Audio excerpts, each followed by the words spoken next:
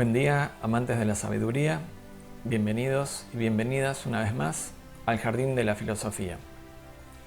Hoy vamos a ver en este programa la cabaña de Wittgenstein, del filósofo austríaco.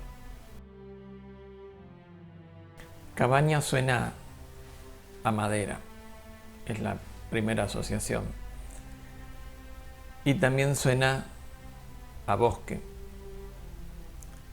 Pero la cabaña de Wittgenstein, además de eso, resuena a retiro filosófico, a un encuentro con la vida y el pensar.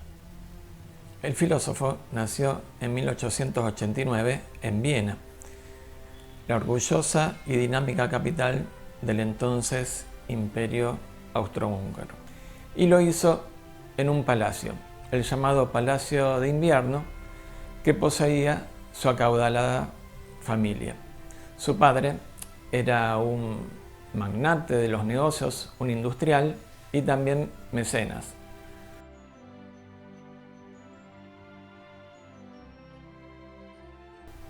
Entonces, la pregunta que nos hacemos es, ¿qué es lo que lleva a este filósofo a desinteresarse de esa vida opulenta, a preferir pasar algunas estadías, al menos de su vida, en un remoto pueblito de Noruega, en una sencilla cabaña de 7 por 8 metros? Vamos a intentar resolver esta cuestión a lo largo de este video. Su primera educación fue eminentemente técnica, decidiendo estudiar ingeniería aeronáutica entre 1908 y 1911. Ahí se interesó, lógicamente, por las matemáticas y sus fundamentos lógicos.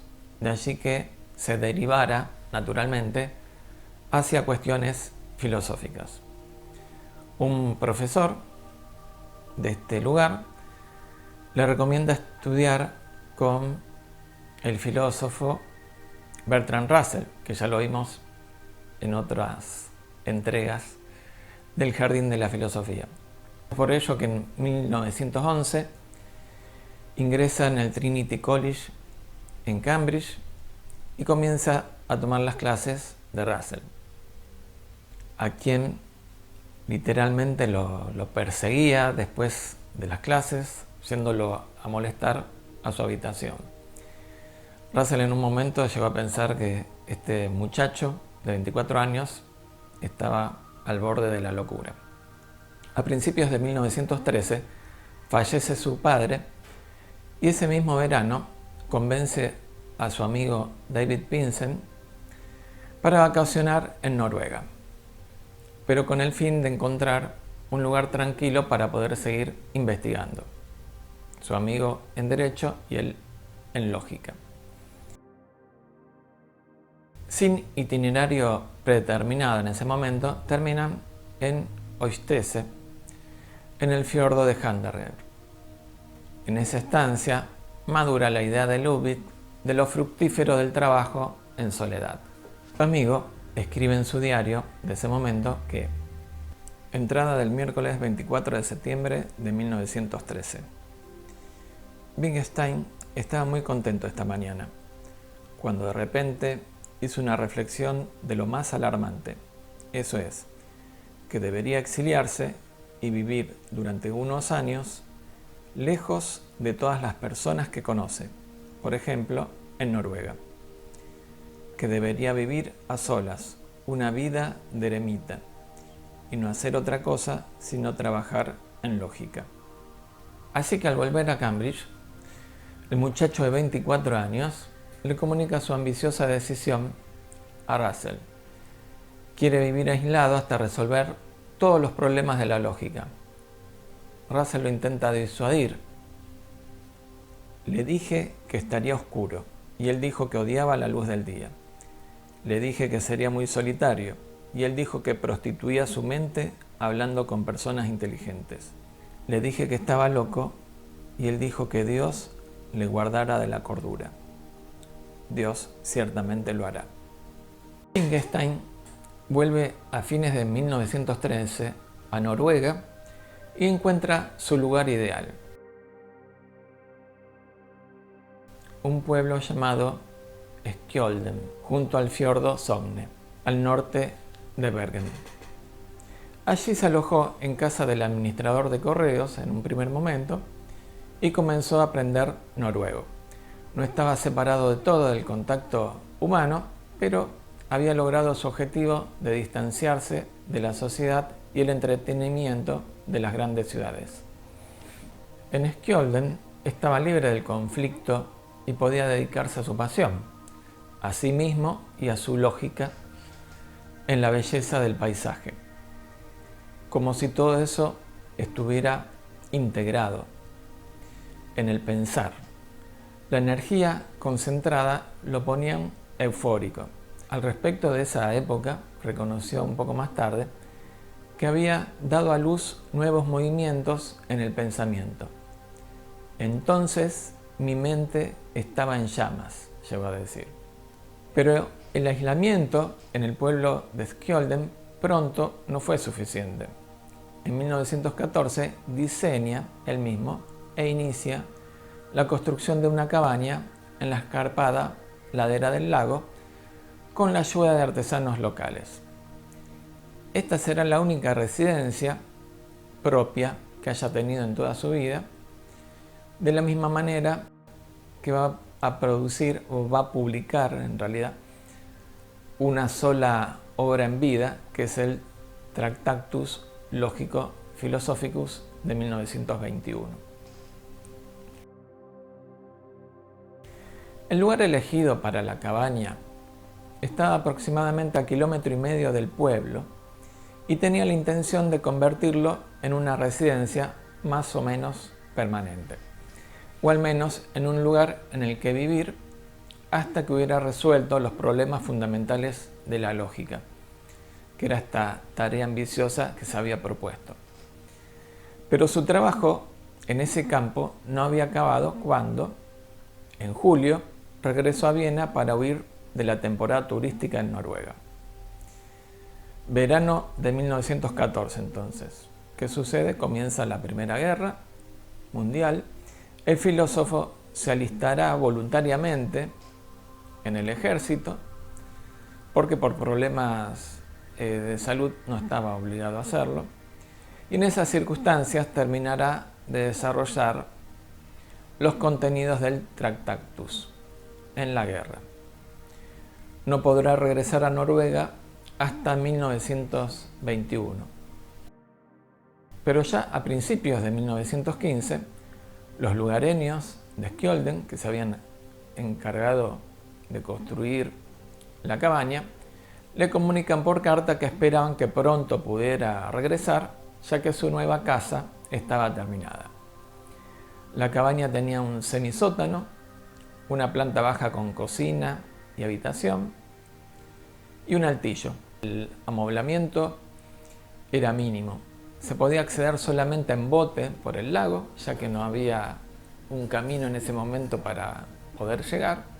Y también se había construido un mecanismo con polea para subir hasta la cabaña cubos de agua desde el lago y otros elementos necesarios.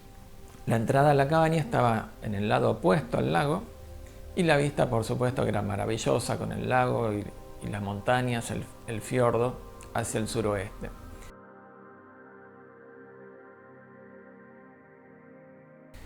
La cabaña estaba cubierta de enredaderas y rodeada por la vegetación del lugar.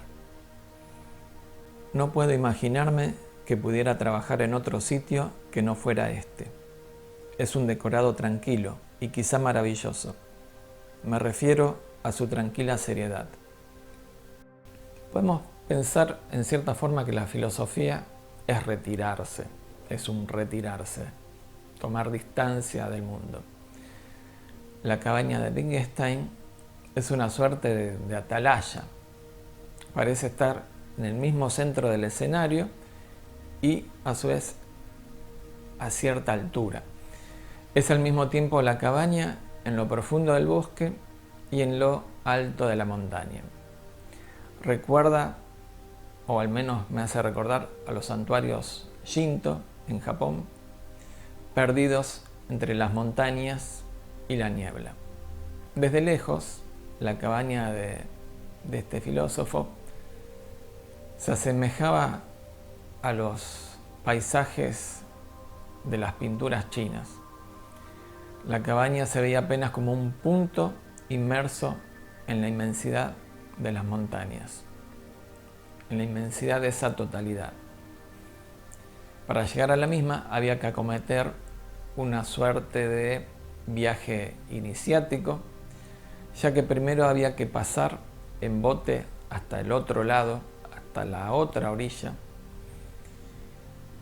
y una vez llegado a ese lugar, completamente diferente de lo que había de este lado, el ambiente del mundo, de la ciudad, había que ascender.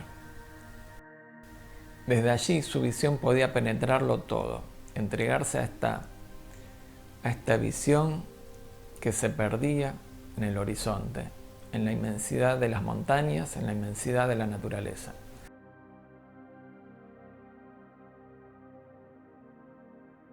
En 1931, cuando vuelve a pasar el verano allí, el plan ya es otro. No es solo el retirarse y disfrutar de la soledad, sino que ahí pasa algunas semanas acompañado y parece como que está en una etapa de autorreconciliación, y en vez de pensar y escribir filosofía se dedica a rezar y a pensar en sus pecados. La vida, la mente, la conciencia de este filósofo era muy atormentada por momentos, y esto se ve en toda su biografía. Entre agosto de 1936 y diciembre de 1937, Wittgenstein, ya un filósofo reconocido y cerca de los 50 años, pasará una larga estadía en su cabaña con el fin de enfocarse nuevamente en sus investigaciones. El resultado será el núcleo de su obra publicada póstumamente, Investigaciones filosóficas. Pero no fue nada fácil esta larga estadía. Aflora también lo negativo, el abatimiento, la autocondena, todas circunstancias internas que por momentos le impiden concentrarse en su obra. El último tramo de su estadía es particularmente difícil, ya que estamos en otoño de 1937 y las tormentas, la nieve, el lago congelado, la oscuridad, estamos en Noruega, recuerden, el cansancio. Ya no es el muchacho de 24 años que reconoció en ese lugar y su soledad el espacio óptimo para encontrarse consigo mismo y su filosofía.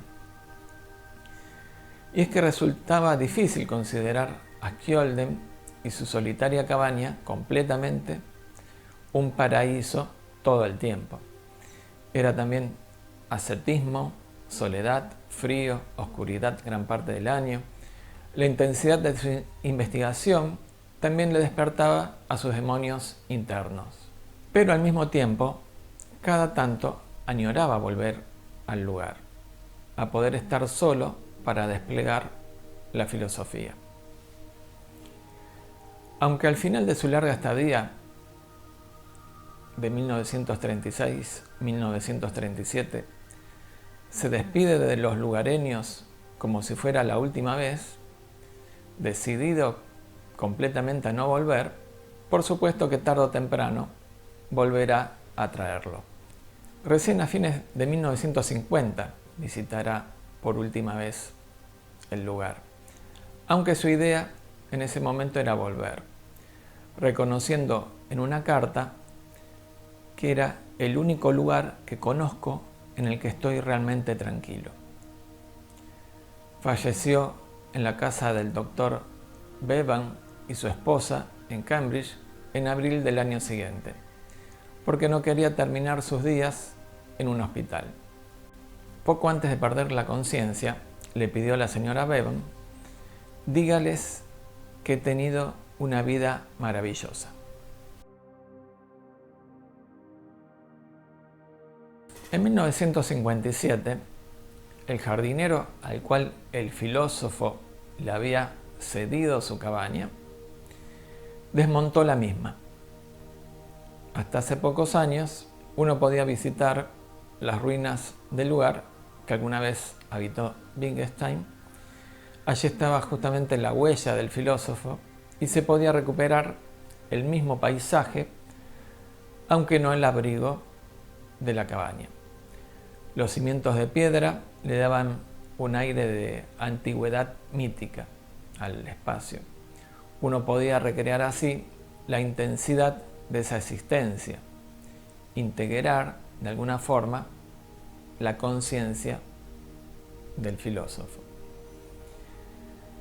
Lo importante no es la cabaña, sino la integración de la cabaña en el paisaje, a la cual le sumamos la memoria del filósofo, desde dentro, no la postal de la cabaña en la montaña frente al lago. Uno quiere en verdad recrear esa vida, esa experiencia, unido a ese hábitat y al paisaje.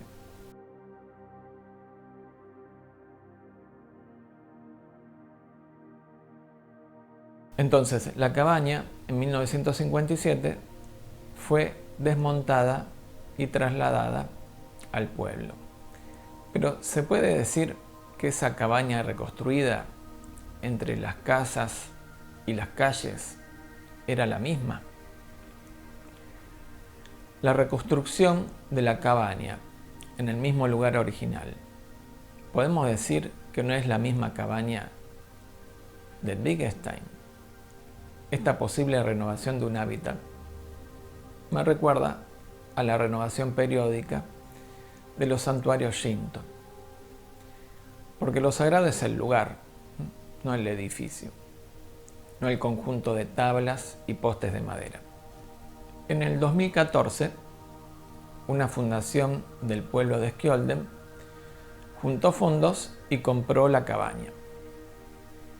O sea, un siglo después del proyecto y diseño original de parte del filósofo. Entonces fue desmantelada y vuelta a reconstruir en su ubicación original. El proceso no fue sencillo, duró 5 años y la inauguración tuvo lugar en junio del 2019 con la presencia de las autoridades locales y también autoridades austríacas. Si hubiera estado presente Wittgenstein en ese momento, yo calculo que le hubiera resultado muy extraño. En su autobiografía, el filósofo Rudolf Carnap describe a Wittgenstein como el pensador que le dio la mayor inspiración. Su punto de vista y su actitud hacia las personas y los problemas, incluso los problemas teóricos, eran mucho más parecidos a los de un artista creativo que a los de un científico. Casi podría decirse similares a la de un profeta religioso o un vidente. Cuando finalmente, a veces después de un arduo esfuerzo prolongado, sus respuestas salieron, su declaración se presentó ante nosotros como una obra de arte recién creada o una revelación divina. La impresión que nos causó fue como si la intuición le llegara por inspiración divina, de modo que no pudimos evitar sentir que cualquier comentario o análisis racional y sobrio sería una profanación. Y ese mismo espíritu es el que animó el trabajo filosófico de Wittgenstein y el que se expresó en su cabaña solitaria, eso que alguna vez él mismo definió como la vida primordial, la vida salvaje que se esfuerza por salir a la luz. En 2021 celebramos los 100 años de la publicación del Tractatus Logico-Philosophicus, la primera y única obra filosófica publicada por el filósofo en vida, así que en algún momento del año vamos a volver sobre su obra filosófica. Gracias por llegar hasta aquí. No olviden suscribirse y activar la campanita para recibir las notificaciones. La próxima semana comenzamos con el ciclo Beatrix, la historia de 4 mujeres de nombre Beatriz con destacada presencia en el apasionante mundo de la filosofía. Paz a todos los seres.